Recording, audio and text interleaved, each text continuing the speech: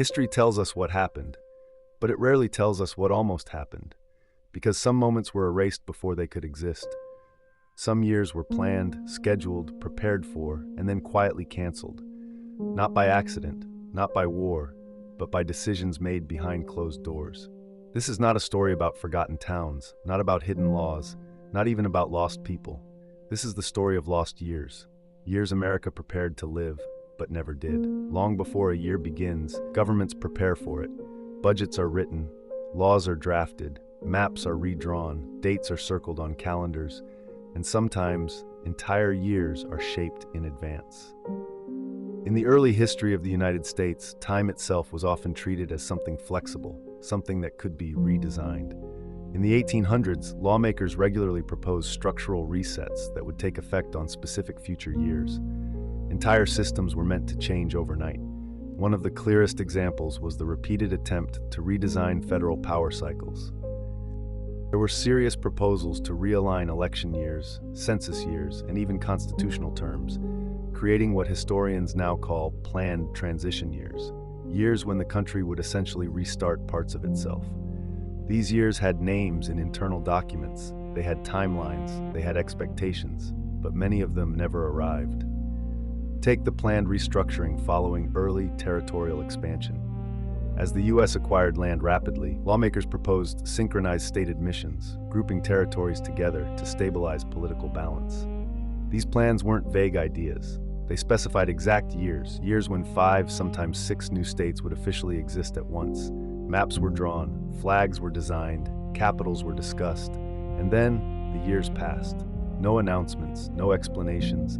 The states entered slowly, unevenly, sometimes decades later. Those synchronized years were quietly removed from discussion. Another example, the proposed economic reset years. During major financial panics in the 19th century, federal planners drafted radical monetary reforms scheduled to begin on future calendar years. Not gradual change. Total resets, currency replacement, banking restructures, debt forgiveness cycles. These reforms had dates. They were meant to start fresh years, years where Americans would wake up to a different system. But when markets stabilized or political pressure mounted, those years vanished. No press releases, no public debate, just silence. Perhaps the most unsettling planned years were those tied to social reform. Abolitionists, suffragists, and labor movements all pushed for sweeping changes that lawmakers agreed on paper would take effect on specific future years. Years when entire classes of people would gain rights simultaneously. Years that would redefine citizenship. But compromise delayed them. Resistance weakened them. And eventually, those years were erased, replaced by fragmented, slow reforms that stretched across decades. History books celebrate the victories. They rarely mention the years that were supposed to deliver them all at once. These planned years are barely footnotes today, yet they existed, in drafts, in letters, in forgotten schedules. They were real, they just never happened. Some years aren't erased quietly. Some are canceled at the last possible moment. In American history, there are years where everything was set, only for a single event to pull the plug. One of the most striking examples occurred during the early 20th century. The federal government prepared a sweeping national transformation designed to begin on January 1st of a specific year. The change would affect labor, industry, and daily life. Factories would operate differently. Work hours would change nationwide. Entire industries would be reclassified. The year was announced internally. Agencies prepared for it. Then, just months before it began, a political collapse froze everything. The year arrived. Nothing changed. Officially, that year exists, but functionally, it never happened. Historians later described it as a dead year, a calendar year that produced almost no structural movement. Another canceled year emerged during wartime planning. During major conflicts, the U.S. government often prepared post-war transition years, moments when soldiers would return, economies would reset, and society would shift.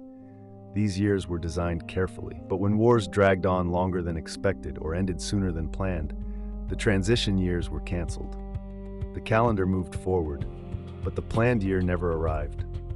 Perhaps the most chilling canceled years involved population management. In the mid-1900s, policymakers proposed synchronized reforms affecting housing, migration, and education, all scheduled to begin in a single year. The goal was efficiency. The effect would have been massive. But public backlash and fear of social unrest forced leaders to abandon the timeline. The policies were slowly introduced instead. The year itself disappeared. No announcement, no acknowledgement, just gone. Cancelled years leave strange traces, budgets that don't align, reports referencing events that never happened, plans that skip forward abruptly. To the average citizen, nothing seems wrong. But to historians, the gaps are unsettling, because cancelled years suggest something deeper. That time itself is sometimes treated as optional.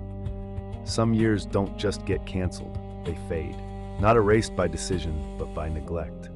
These are the years where records thin out dramatically. Newspapers publish less, government reports are delayed or missing, personal diaries fall silent. One such period occurred during internal national tension, times of fear, suspicion, and uncertainty. Years when nothing dramatic happened, but nothing progressed either. No reforms, no celebrations, no major announcements, just waiting. Historians often call these quiet years. But quiet doesn't mean empty. Behind the scenes, uncertainty ruled.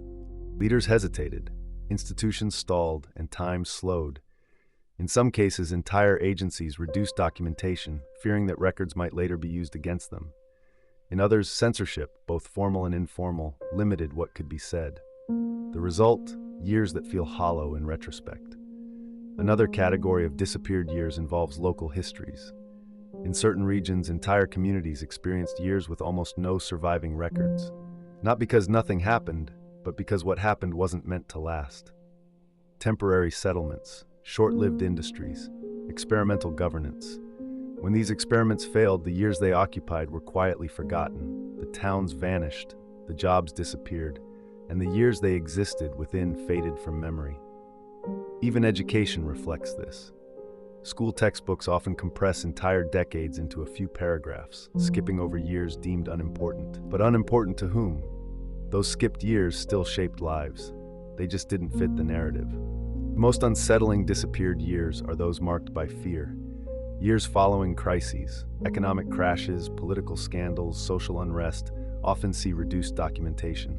People retreat, institutions protect themselves, and history becomes thin. Not erased, just incomplete. What happens when years are lost, not in fiction, but in reality? If America had lived the years it planned, the years it canceled, the years it forgot, the country might look very different today.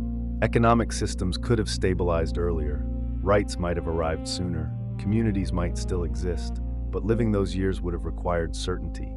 And certainty is dangerous, because certainty forces accountability.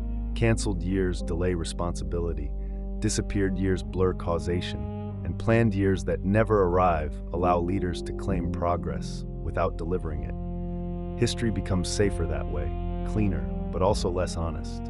The truth is this: time is not just something that passes. Time is something societies choose how to use, and sometimes how to avoid. Every erased year represents a choice, a moment when someone decided, not yet, not like this, not at all.